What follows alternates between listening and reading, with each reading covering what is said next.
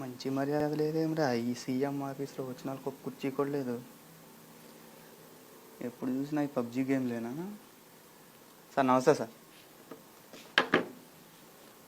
ఏందన్నా ఇట్టొచ్చా సార్ మరి నా భవిష్యత్తు పరిస్థితి ఏంటో చెప్తే ఎమ్మెల్యే చూసుకుందాలన్న భవిష్యత్తు ఉంది.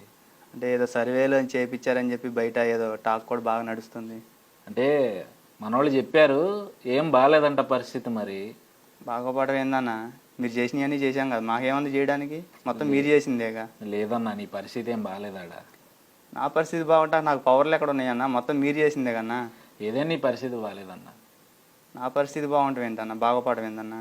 ఏడన్నా జనాల్లోకి ఎడెళ్ళా ఉన్నా నువ్వు. బొక్క మీదే వెళ్ళినట్టు ఏందన్నది?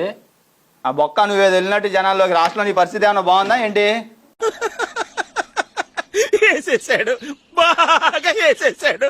నీ పరిస్థితి చూసుకో ముందు. నాకు సీట్ లేదంటావు ఏంటి నువ్వు? ఎంత మాట సర్వేలు అంటావు, నీ మీద ఎప్పుడన్నా సర్వే చేయించుకున్నావు?